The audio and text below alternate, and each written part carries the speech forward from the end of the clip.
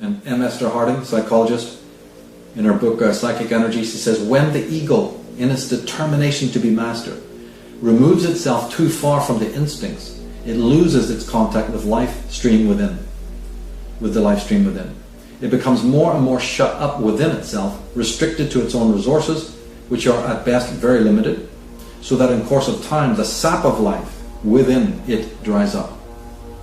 A life that is lived only within the precincts of the conscious ego becomes arid and sterile and stands in danger of death. That's Alvin Boyd Kuhn's mortification. You're living a psychic death, as millions upon millions of people are. Just take a look around you. What comes of all this rolling of beads, mantras, and bowing in front of altars, and the feet of these towel heads and mushroom men. And sages such as Blake and Wilhelm Reich and others knew that they were convinced that this is the road to utter destruction, not just for a single man, but for the whole of society. And Blake personified reason in its malignant form as Horizon, the great god Horizon, whose job it is to stick, piece, glue it all back together again, the fragments of a broken reality. And this is the son of Horizon, the lower octave charioteer setting forth to do exactly what his father has told him to do. But doesn't realize that in doing so, and stitching the world together, hammering it together into the shape that the mind has dictated, you've made the world now in your own image. Well, that might not be too good of an idea, but that's what's occurred. And Alan Watts, writing on this very theme, says that our attitude to the world outside us is largely hostile. We are forever conquering nature, space, mountains, deserts, bacteria and insects, instead of learning to cooperate with them in a harmonious order. Well, they don't experience anything. It's only human beings. I'm only interested in my experience of anything. I don't daffodils and leaves and wolf and horse and oak tree. Sure, they have no experience that I'm worried about. What an impoverishment. Is that right? Does that sound true, that you're surrounded by all this? It's just inanimate. That's just a resource that I exploit and knock into shape.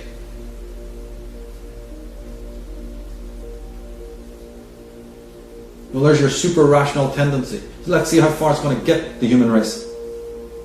Because as I said before, in an individual man, that same attitude can be interjected. Aren't you alive? You think only your mind has experience? Your body is a living thing. If you turn that rigidity, that malignancy within, oh my God. Dehumanization, desensitization follows. And all the other neurosis and physical ailments you see that come to that.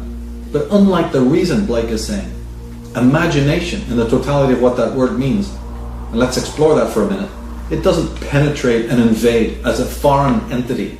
It's not murdering to dissect, as Wordsworth said. It's not seeking to keep itself apart on an Archimedean pedestal while it peers into reality. It's not keeping itself shielded as it looks at what life is. It's not insulated against what it experiences. In fact, imagination has all those capacities of blending, of integration, of empathy, which is vital for you to know that other things have an experience of life. Imagination, unlike reason, creates a true relationship with the thing that is being observed or understood, because it allows itself to participate, not just stand, as I said, rigidly, objectively. It seeks, but it also is open to receive what is happening in that environment. Like you walk into a desert, it has a different environment than if you're up at the Arctic. You're in a city, it has a different feel than if you're in a country lane. So are you morphing to each situation? Realizing that there are no permanent Archimedean points, and that you just can't remain adamantine like a block of marble, which most of these scientists and other religious types are doing, sectioned off from the world and making it in its own image. Thinking that human experience is all that matters, that there is only human experience, period. All sensitivity gone. So Imagination is that polyphrenic mode of consciousness, pliable, receptive, curious. Not just after knowledge as a man is after coins of gold to stuff into his pockets. Not voracious. The imagination is allowing the world to change it, right? To affect it. Doesn't want to be the same entity tomorrow as it is today, or even the next minute. Imagination understands that reality is changing, reality itself. Hegel so stressed this, and Blake understood it too, that what you call reality changes every second, and it changes you, and then you reciprocally change it again. So it's a constant movement, a constant flow, a constant dance. And as I said earlier, this perspective is actually confirmed now by the most recent scientific discoveries into the quantum realm. But again, I emphasize, where are the repressions kept? Right? We have the ascetic type and his practices of mortification and asceticism. Where are the repressions kept?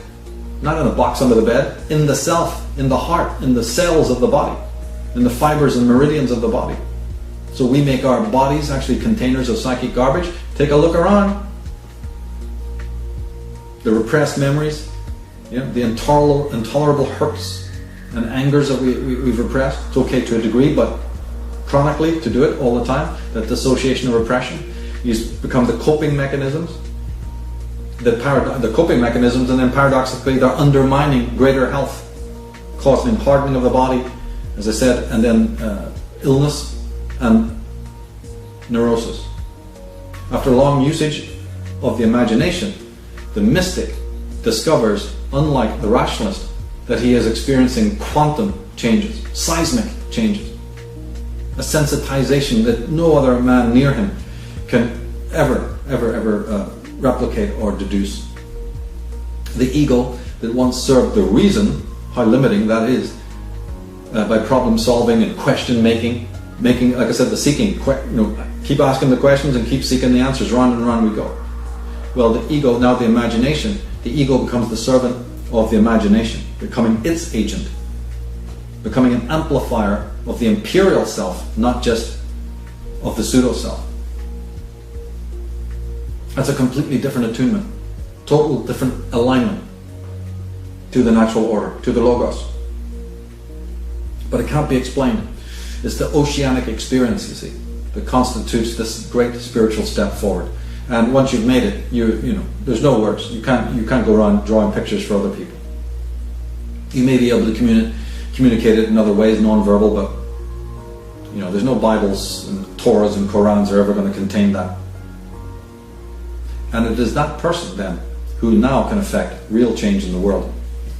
Right? So you have to take your pick. Here the tarot is telling you something, asking us something. There's two roads. But the thing is that the tantric man, the man of ecstasy, the man of imagination, is an implacable enemy of the status quo and all those satanic mills